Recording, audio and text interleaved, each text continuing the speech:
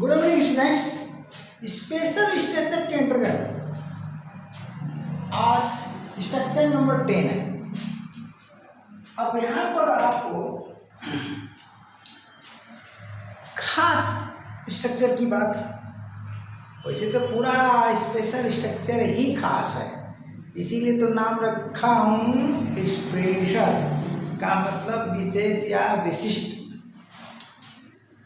यहाँ पर खास बात यह है कि इस स्ट्रक्चर में ही का प्रयोग हो रहा है, शब्द ही का प्रयोग। देखिए कैसे हिंदी स्ट्रक्चर में, देखिए कर्ता प्लस ही प्लस तो फिर क्रिया होना। ओके, अब क्रिया होना का प्रयोग जो है अकॉर्डिंग टू टेंस होगा। क्रिया होना का मतलब linking verb to be. To be का 3 अर्थ होता है, होना, बनना, रहना।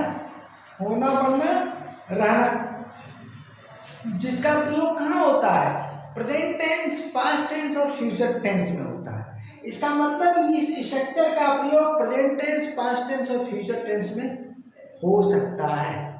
अब चलिए, ही का प्रयोग हुआ है तो यह सेंटेंस है सिंपल सेंटेंस। सिंपल सेंटेंस क्या होता है? सिंपल सेंटेंस वह वाक्य होता है जिसमें केवल एक सब्जेक्ट और एक प्रेडिकेट होता है। अब आगे लिखा है एम्फैटिक सेंटेंस। एम्फैटिक सेंटेंस वह होता है जिनके द्वारा दृढ़ता प्रदान किया जाता है, यानी जोर डाला जाता है, जोर डाला जाता है। तो हिंदी वाक्य अगर सिंपल सेंटेंस है और एम्फैटिक सेंटेंस है तो इंग्लिश भी वही सेम होगा। तो ठीक है ना, क्योंकि भाषा विज्ञान है, इक्विवेलेंट सेंटेंस होता है, समकक्ष, इक्वल नहीं। तो हिंदी का यहाँ इंग्लिश बन गया। देखिए it plus verb under bracket to be. अब ये अकॉर्डिंग टू टेंस चलेगा, इसलिए यहाँ मूलावस्था में टू बी अंडर ब्रैकेट कर दिया गया। ब्रैकेट खुलेगा तो ये इज बनेगा, वाज बनेगा या विल बी बनेगा। क्यों? क्योंकि सब्जेक्ट के स्थान पर ईट का प्रयोग है, ईट का प्रयोग। अब यहाँ पर यह ईट है मीनिंगलेस। क्या है? मीनिंगलेस, अर्थहीन है, इसका कोई अर्थ नहीं निकलेगा। यह सेंटेंस संरचना को, यानी सेंटेंस स्ट्रक्चर को केवल पूर्ण करने का काम करता है। ठीक, अब चलिए, तो फिर हिंदी का कर्ता कहाँ गया? तो हिंदी का कर्ता यहाँ आ गया। देखिए हिंदी के कर्ता में या तो नाउन रहेगा या प्रोनाउन रहेगा। प्रोनाउन रहेगा तो कौन सा प्रोनाउन रहेगा? वह रहता है पर्सनल प्रोनाउन। ध्यान दीजिएगा, यहाँ पर नहीं लिखा गया, ठीक है ना। वो कौन सा प्रोनाउन रहेगा? पर्सनल प्रोनाउन, ठीक है ना। अब पर्सनल प्रोनाउन की हिंदी हम लिखें तो आप समझ जाओ पुरुषवाचक सर्वनाम कितना लंबा हो जाएगा, इसलिए इंग्लिश से समझ लेंगे आप। तो अब यह करता है यहाँ पर आ जाएगा, ठीक। तो ईट यहाँ का सब्जेक्ट हो जाएगा।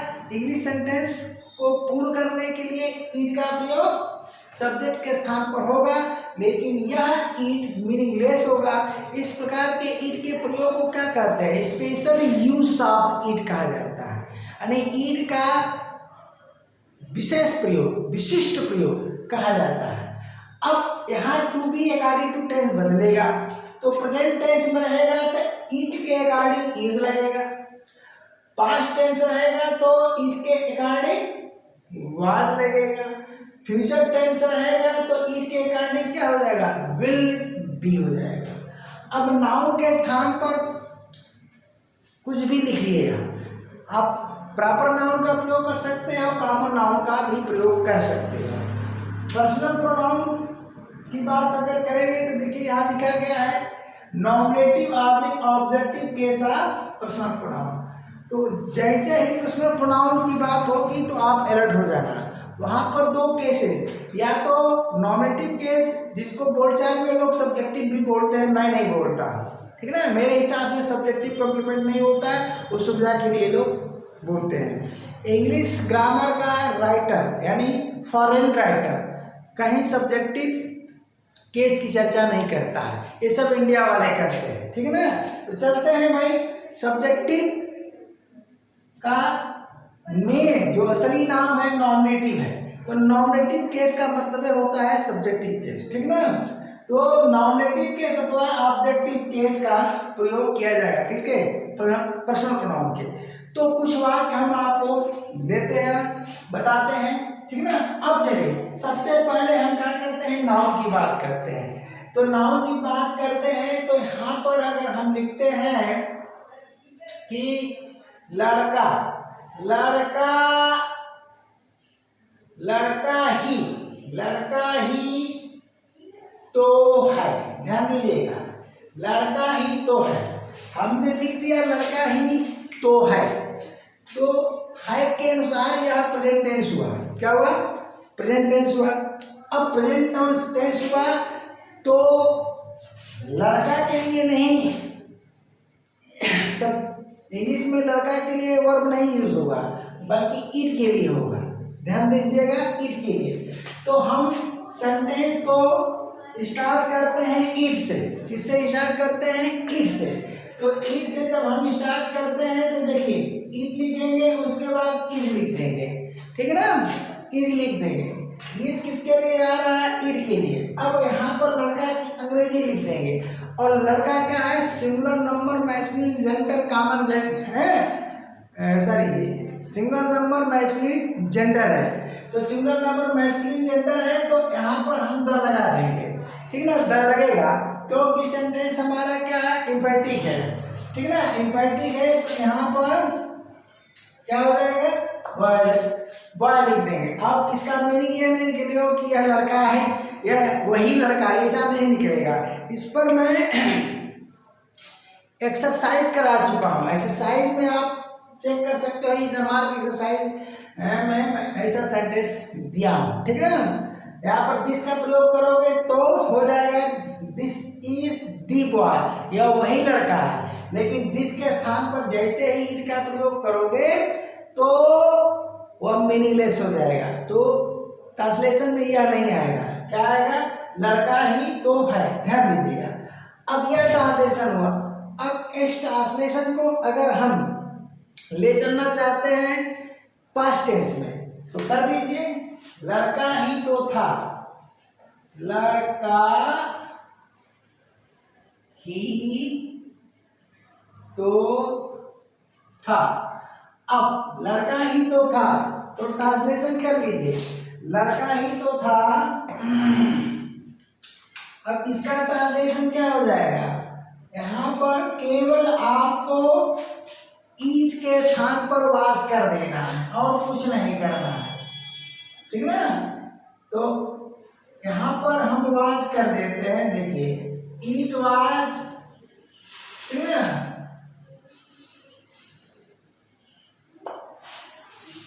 अब सवाल है कि दी का प्रोनाउंसिएशन हम क्या लें, तो दी का ही हिंदी ही बन रहा है, इसलिए दी का प्रोनाउंसिएशन दी द्वारा ही स्ट्रेस पैदा किया जा रहा है। तो यहाँ पर ये दी है, द नहीं पढ़ेंगे, क्या पढ़ेंगे, दी। क्या पढ़ेंगे भैया, दी, यानी इसके द्वारा स्ट्रेस पैदा हो रहा है। क्या पैदा हो रहा है, स्ट्रेस।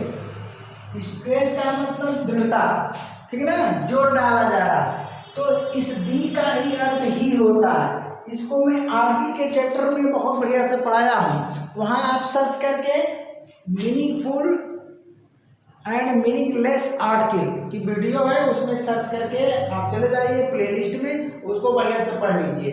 अब चलते हैं, बात कहाँ करते हैं, फ्यूचर टेंस में ले जाते हैं। तो लड़का ही होगा, लड़का ही होगा, तो टेंस तो हमारा फ्यूचर हो गया, टेंस हमारा फ्यूचर हो गया। लेकिन टाइम क्या है, probability in the past time है। तो मेरे स्टूडेंट हो तो फ्यूचर टेंस को अच्छी तरह से समझ रहे होंगे। तो लड़का ही, यहाँ पर देखिए तो छूट गया, लड़का ही तो होगा, लड़का ही तो होगा, ओके। अब इसका जो ट्रांसलेशन करोगे तो यहाँ पर क्या है, ईट के लिए ही आपको वर्ब का प्रयोग करना है। तो यहाँ पर ईट, उसके बाद क्या हो जाएगा, विल हो जाएगा, उसके बाद बी हो जाएगा, यहाँ पर बी बॉय हो जाएगा। ये हो गया। अब चलते हैं, अगर यह नाउन प्लूरल हो तो आप इसी पैटर्न पर करेंगे, जैसे मैं इसी में चेंज करके दिखा देता हूँ। देखिए कैसे,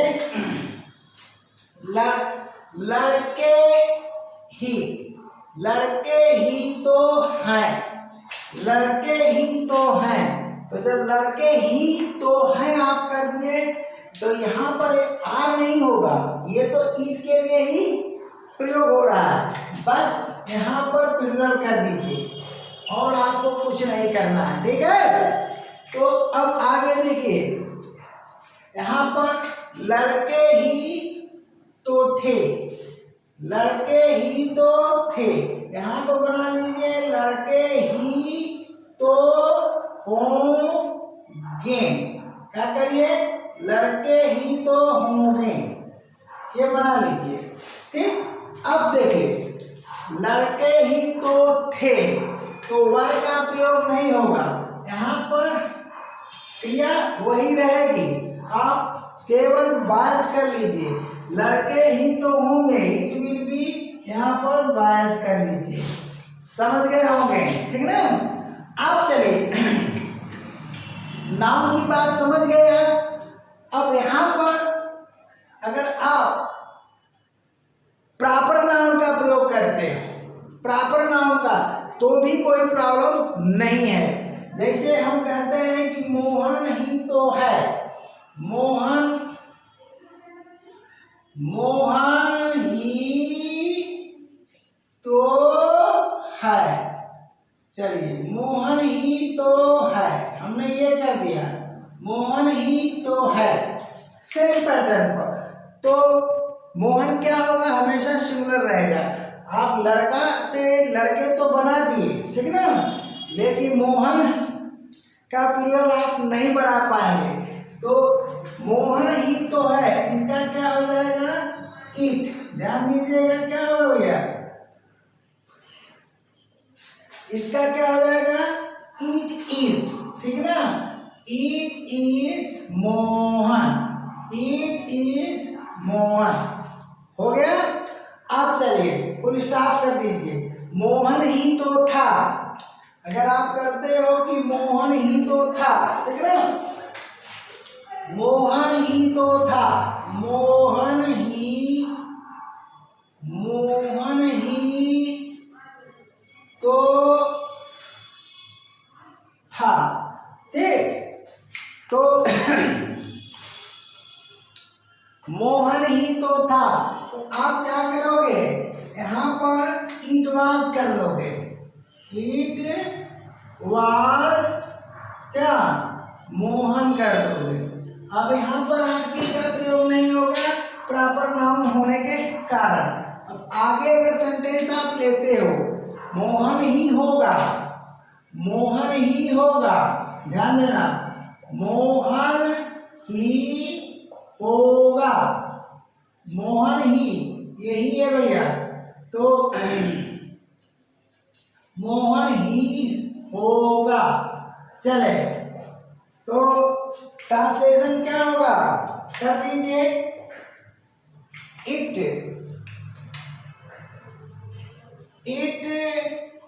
विल बी मोहन, हो गया ना। अब चलिए, अब हम बात करते हैं किसका, पर्सनल प्रोनाउन का। तो चलिए पर्सनल प्रोनाउन का कुछ एग्जांपल आपको हम दे देते हैं, अभी स्पेस है हमारे पास।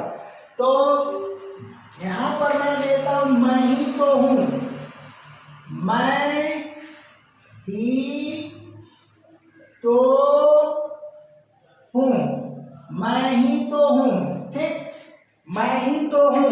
तो हिंदी में कर्ता मैं है, यहाँ पर देखिए हिंदी में लड़का से लड़के, और यहाँ पर प्रॉपर नाउन मोहन, लेकिन इंग्लिश में वह कम्प्लीमेंट हो जा रहा है, यानी इज के वाज के बाद या बी के बाद वो क्या हो रहा है, कम्प्लीमेंट बन जा रहा है, ठीक है ना। जबकि यहाँ पर क्या है, सब्जेक्ट। तो अब बताइए कंप्लीमेंट पोर्शन में जा रहा है, प्रेडिकेट पार्ट में जा रहा है, तो क्या वो कंप्लीमेंट हो गया? नहीं, सब्जेक्ट वही है, यानी यहाँ पर सब्जेक्ट द बॉयज ही है। समझिए कि नहीं? ऐसा नहीं है कि ये सेंटेंस का सब्जेक्ट है जबकि क्रिया का सब्जेक्ट यही होगा, लेकिन क्रिया का जो प्रयोग होगा सेंटेंस के स्ट्रक्चर के सब्जेक्ट के अनुसार होगा। तो इज वाज, ये विल बी, फिर आप देख लिए नहीं देखिए। अब आगे हम चलते हैं, यहाँ पर जो है मैं ही तो हूँ, और मैं हूँ तो हूँ, तो यहाँ पर भी आपको क्या करना है,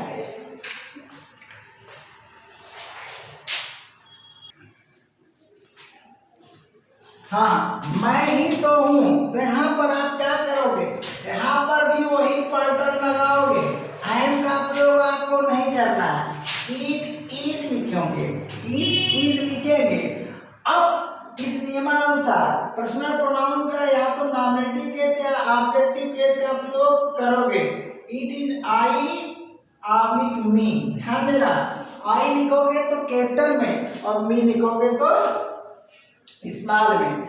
अब इसमें हम टेंस नहीं न बदल करके सब्जेक्ट बदल रहे हैं। टेंस का नियम तो आपको मालूम हो गया, सब्जेक्ट बदल रहा है। देखो वह ही, ध्यान देना, वह ही, तो वह ही को हम क्या कहते हैं, वही कहते हैं। क्या है, वही कह लेते हैं। वही तो था, वही तो था। अब यहाँ पर हम पास्ट टेंस में लेकर चले गए, ठीक, तो पास्ट टेंस में लेकर चले गए तो क्या हो जाएगा, इट वाज, ध्यान देना, इट वाज। अब यहाँ पर ही आप हिम का प्रयोग करोगे, ओके। अब चलो, वे ही तो होंगे, वे ही तो होंगे, लिख दो यहाँ पर, वे ही तो होंगे, वे ही तो होंगे। अब एक बात ध्यान देने वाली बात है, ठीक ना, इस टेंस को पास्ट टेंस में तो ले जा सकते हो, मैं ही तो हूँ, मैं ही तो था, लेकिन ये नहीं करोगे कि मैं ही तो हूँगा, गलत हो जाएगा। फर्स्ट पर्सन को पास्ट टाइम की प्रोबेबिलिटी के लिए नहीं ले जाओगे। तो यहाँ मैं ही तो हूँ का मैं ही तो था चलेगा, ये तीनों में हो जाएगा। वही तो है, वही तो था, वही तो होगा।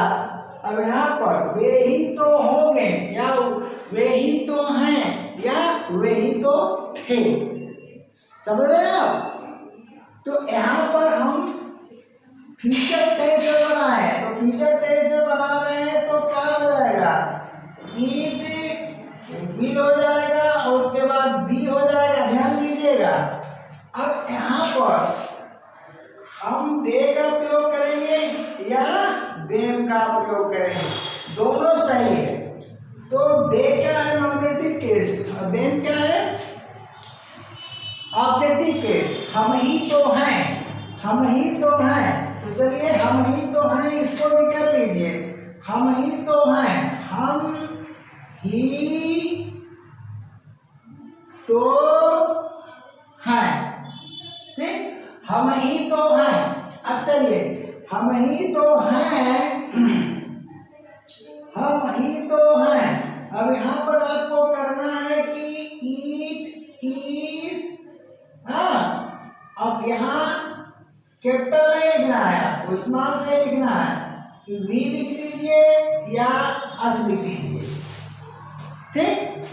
तुम ही तो हो, तो यू तो नॉमिनेटिव ऑब्जेक्टिव दोनों होता है ना, तो एक ही लिखा जाएगा, तुम ही तो हो, तो इसको भी लिख देता हूं मैं, तुम ही तो हो।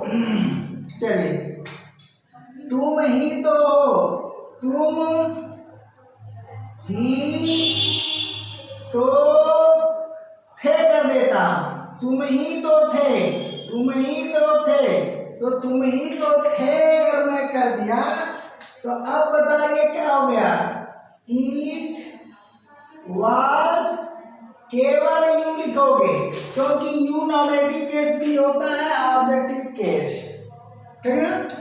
अब इसी से रिलेटेड यह क्या है जी, सिंपल सेंटेंस है परंतु इम्पेरेटिव है।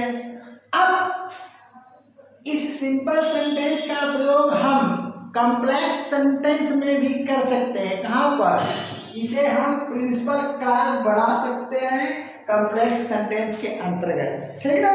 तो अगली वीडियो में हम इसकी चर्चा करेंगे। क्या?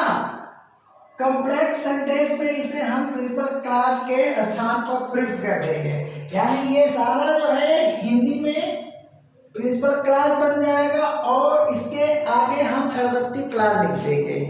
इसी तरह इंग्लिश में है ये प्रिंसिपल क्लास बन जाएगा, उसके बाद हम एडजेक्टिव क्लास लिख देंगे। तो चलिए उसकी भी चर्चा हम अगले नेक्स्ट क्लास में करेंगे। तो तब तक के लिए क्या जी, tata bye bye, thank you.